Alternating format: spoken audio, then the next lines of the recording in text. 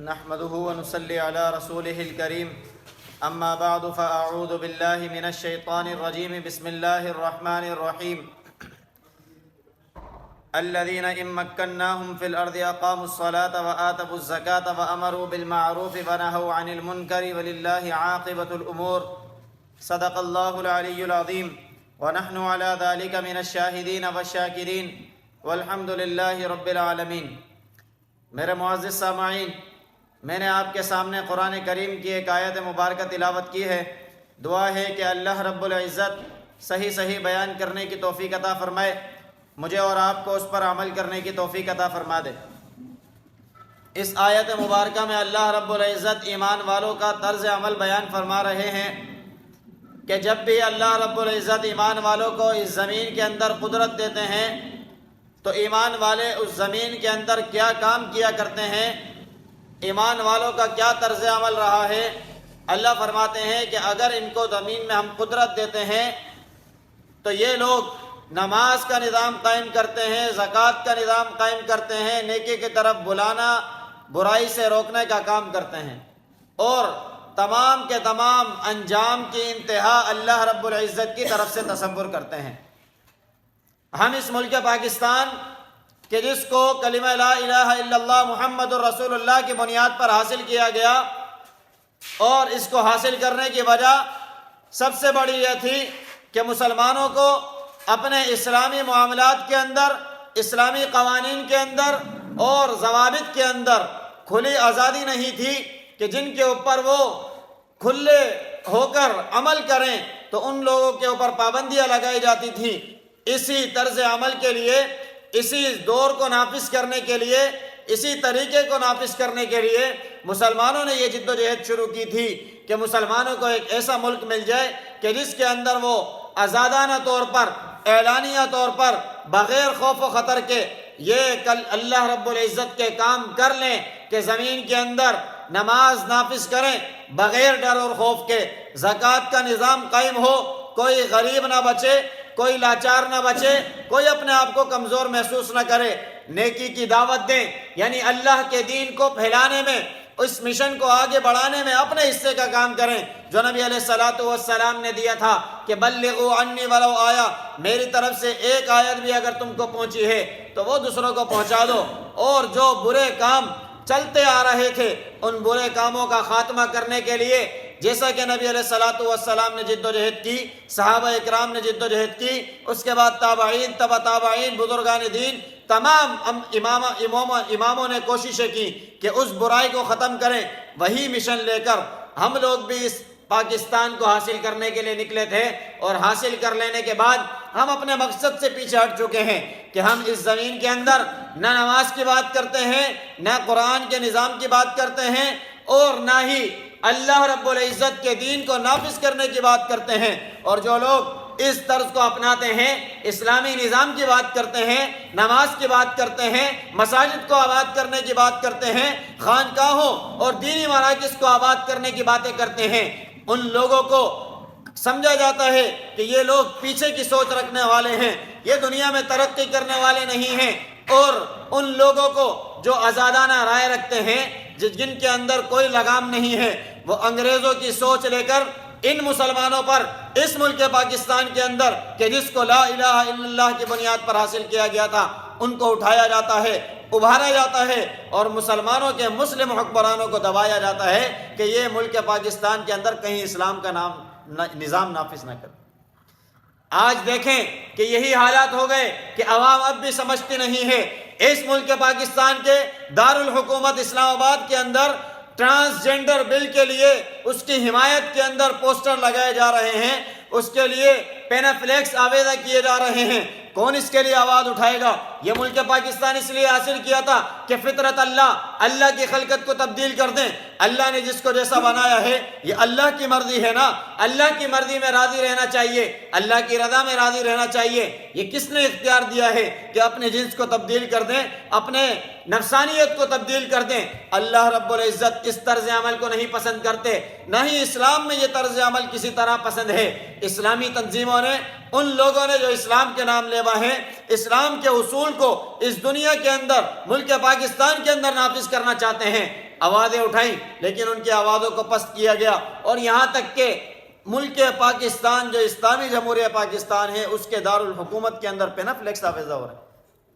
کہاں ہم جا رہے ہیں؟ کس سوچ کے حامل ہم ہو رہے ہیں؟ کیسی عوام ہماری ہو گئی ہے؟ کھانے پینے کی ہر ایک کو فکر ہے کہ مجھے کھانے کو نہیں مل رہا، میری معیشت تنگ ہو رہی ہے، مجھے سردی کے اندر موٹا لباس نہیں مل رہا، میں اپنے بچوں کو ڈھانپ نہیں پا رہا، اس چیز کی سب کو فکر ہے۔ اللہ کے دین کے اوپر طرح طرح سے اللہ رب العزت کے قرآن کے اصول کے اندر طرح طرح سے خنجر گھونپنے کی کوششیں کی جا رہی ہیں، اور اس کے اندر شگاف پیدا کرنے کی کوششیں کی جا رہی ہیں۔ کہاں ہیں مسلمانوں کے ضمیر؟ کہاں ہیں وہ لوگ کہ جو مسلمانوں کو لیڈ کرنا چاہتے ہیں؟ اور وہ لوگ کہاں ہیں کہ جب امت مسلمہ کے اندر وہ فرزندان اسلام وہ قبلہ اول بیت المقدس کے اندر اپنے آپ کو شہید کروا رہے ہیں اللہ رب العزت کے گھر کے خاطر، قبلہ اول بیت المقدس کے خاطر، لیکن کوئی ایسا حکمران جو اسلامی ملک کے اندر ہو اور وہ اس کے اوپر آوازیں اٹھا رہا ہو؟ کوئی نہیں اٹھا رہا۔ وہی چند لوگ جو اسلامی نظام کے حامی ہیں وہ آوازیں بھی اٹھاتے ہیں اور ان کی آوازوں کو پست کیا جاتا ہے۔ پچھلے چند دنوں کے اندر ٹرینڈ چلتا رہا کہ ابو عبیدہ کیوں؟ یہ ٹرینڈ کیوں چلا؟ اس لیے کہ جب انہوں نے جنگ بندی کے بعد دوبارہ انہوں نے بمباریاں شروع کی، ابو عبیدہ نے پھر سے آواز اٹھائی، اس کے آواز کو ٹاپ ٹرینڈ بن گیا۔ جب سب کو پتہ لگنے لگا کہ ظلم ہو رہا ہے تو انہی مغربی لوگوں نے اس کے نام کو بدنام کرنے کی کوششیں کی۔ آج اس کے ٹرینڈ کو دبایا جا رہا ہے۔ یہی لوگ، یہ کمیونسٹ، یہ اسی طرح کرتے آئے ہیں۔ یہ مغربی ممالک، مغربی ذہن کے حامل لوگ یہ ہمیشہ سے اسی طرح کرتے آئے ہیں۔ ضروری نہیں ہے کہ ملک پاکستان کے اندر رہنے والے یہ مغربی لوگ نہ ہوں، یہ بھی مغربی ذہنیت کے لوگ ہیں جو اس اسلامی سرزمین کے اوپر اسلام کا نظام نافذ نہیں کرنا چاہتے۔ اللہ رب العزت قرآن کریم میں فرماتے ہیں اذین للذین یقاتلون بانہم ظلموا، ان لوگوں کو اجازت دی گئی ہے کہ جن کے اوپر ظلم کیا گیا، ان کو قتل و قتال کیا گیا، اللہ رب العزت ان کی مدد کرنے پر قادر ہیں۔ وَإِنَّ اللَّهَ عَلَىٰ نَصْرِهِمْ لَقَدِيرٌ، کس کی مدد کرنے پر قادر ہیں؟ الَّذِينَ أُخْرِجُوا مِن دِيَارِهِمْ بِغَيْرِ حَقٍّ، کہ جن کو ان کے گھروں سے بغیر حق کے نکالا گیا۔ کیا تھا وہ؟ إِلَّا أَن يَقُولُوا رَبُّنَا اللَّهُ، یہ تھا کہ وہ کہتے تھے ہمارا رب اللہ ہے، ہمارا رب کوئی اور نہیں ہے۔ آج بھی یہی فلسطینی بھائیوں کے ساتھ کیا جا رہا ہے، ان کا قصور بھی یہی ہے، ان کا سارا قصور میرے اور آپ کے سامنے واضح ہے، پوری دنیا کے سامنے آج واضح ہو گیا ہے۔ صرف مسلمان نہیں، تمام مغربی ممالک بھی یہ بات جان چکے ہیں کہ جو اسرائیل کر رہا ہے وہ ظلم کر رہا ہے۔ اسرائیل ایک نہ ایک دن ناپاک ریاست، ناجائز ریاست ختم ہو کر رہے گی، اس پر ہمیں بالکل یقین ہے، کیونکہ اللہ رب العزت نے فرمایا ہے وَإِنَّ اللَّهَ عَلَىٰ نَصْرِهِمْ لَقَدِيرٌ، اللہ ان لوگوں کی مدد پر قادر تھا، اللہ ان لوگوں کی مدد پر بھی قادر ہے۔ اللہ رب العزت کی مدد جس کے ساتھ ہے وہی غالب ہے، اور اللہ رب العزت غالب کرنے والے ہیں۔ اللہ رب العزت زمینوں میں بادشاہت دینے والے ہیں، اللہ رب العزت زمین کے اندر بادشاہتیں چھین کر دوسروں کو دینے والے ہیں، اللہ رب العزت تخت سے اتار کر فرش پر پھینکنے والے ہیں، اللہ رب العزت رزق کی تنگی کو ختم کرنے والے ہیں، اللہ رب العزت جس کو چاہتے ہیں جب چاہتے ہیں دنیا کے اندر غالب فرما دیتے ہیں۔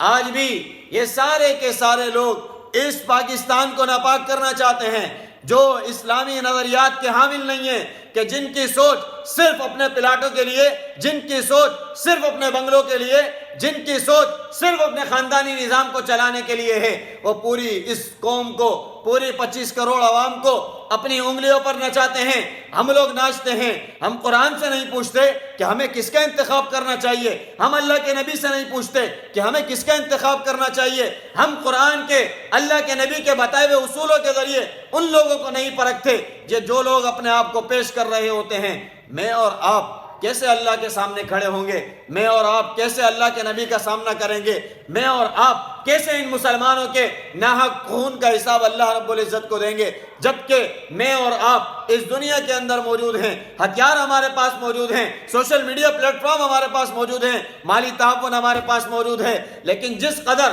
میں اور آپ اپنے گھر کی فکر کرتے ہیں، سردی سے بچانے کی فکر کرتے ہیں، لقمہ بچوں کے منہ میں ڈالنے کی فکر کرتے ہیں، کیوں ان فلسطینی بھائیوں کے لیے فکر نہیں کر رہے؟ کیا ان لوگوں کو سردی نہیں لگ رہی؟ کیا ان لوگوں کو بھوک پیاس نہیں لگتی؟ کیا ان لوگوں کے ساتھ مسئلے مسائل نہیں ہیں؟ کون ان کی فکر کرے گا؟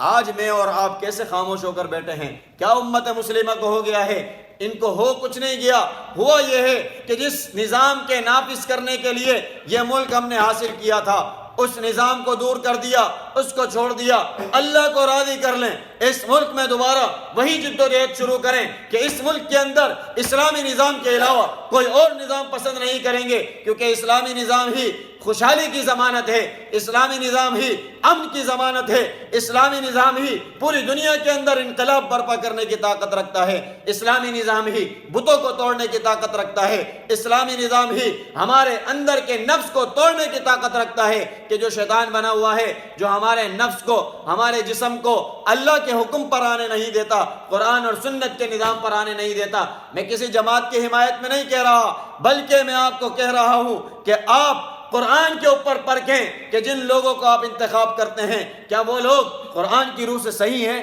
کیا اللہ کے نبی نے جن لوگوں کا انتخاب کرنے کا مجھے اور آپ کو ترغیب دی، کیا ہم ویسا انتخاب کرتے ہیں؟ کیا ویسے لوگ الیکشن میں اپنے آپ کو کھڑا کرتے ہیں؟ وہ لوگ کھڑے ہو بھی جاتے ہیں تو لوگ ان کو کہتے ہیں تم صرف اور صرف ووٹ ضائع کر رہے ہو۔ مجھے بتائیں اللہ رب العزت کے سامنے کس منہ سے جائیں گے؟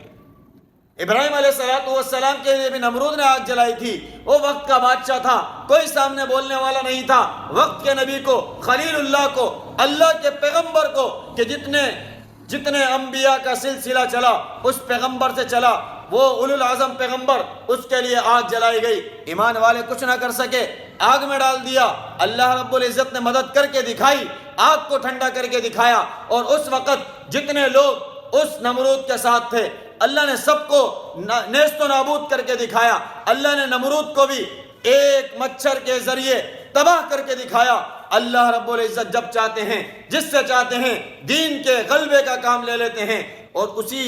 آگ کو بجھانے کے لیے ایک چڑیا کا واقعہ بھی میرے اور آپ کے پاس آیا نا، کہ وہ چڑیا پانی چونچ میں لے کر جاتی ہے، کیوں جا رہی ہے؟ کسی نے سوال کیا، جواب ملا کہ کل قیامت کے دن جب اللہ رب العزت پوچھیں گے کہ تو کہاں تھی؟ میرا خلیل جلایا جا رہا تھا، میرا ابراہیم، میرا پیارا، میرا پیغمبر آگ میں ڈالا جا رہا تھا، تو کدھر تھی؟ تو نے کیوں مدد نہیں کی؟ جا ظالموں میں شامل ہو جا۔ تو کہتی ہے کہ اللہ کے اس کلمے سے بچنے کے لیے میں کم سے کم جلانے والوں سے نکل کر بجھانے والوں میں شامل ہو رہی ہوں۔ آج اگر اسلامی ووٹ کو طاقت نہیں ہے تو میں اور آپ کم سے کم اسلامی ذہن کے لوگ ہیں، میں اور آپ تو اپنے انتخاب، اپنا ووٹ غلط جگہ استعمال نہ کریں کہ کل قیامت کے دن کہیں ایسا نہ ہو اس ملک کے نظام کو، اسلامی نظام کو برباد کرنے میں اور آپ بھی شامل ہو جائیں، اور اللہ کے دین کو جو لوگ تباہ کرنے کی کوشش کرتے ہیں، دین تباہ نہیں ہوگا، وہ لوگ تباہ ہو جائیں گے اگر میں اور آپ بھی غلط انتخاب کے چکر میں ان لوگوں کا ساتھ دے بیٹھے، میں اور آپ بھی تباہ ہو جائیں گے۔ جو لوگ اسلام کے قوانین میں، قرآن کے قوانین میں خنجر مارنا چاہتے ہیں، ان لوگوں کا ساتھ نہ دیں، بلکہ اسلامی لوگوں کا ساتھ دیں، اسلامی نظریات کے حامل لوگوں کا ساتھ دیں، ان لوگوں کا ساتھ دیں کہ جن کے اندر درد دل ہو، ان لوگوں کا ساتھ دیں جو میں اور آپ کے ساتھ بیٹھنا چاہتے ہوں، ان لوگوں کا ساتھ دیں کہ جو عوام کو عوام سمجھتے ہوں، ان لوگوں کا ساتھ ہرگز نہ دیں جو عوام کو میل کچیل سمجھیں، جو عوام کو استعمال کی چیز سمجھیں، جو عوام کو ٹیشو پیپر اور ردی کا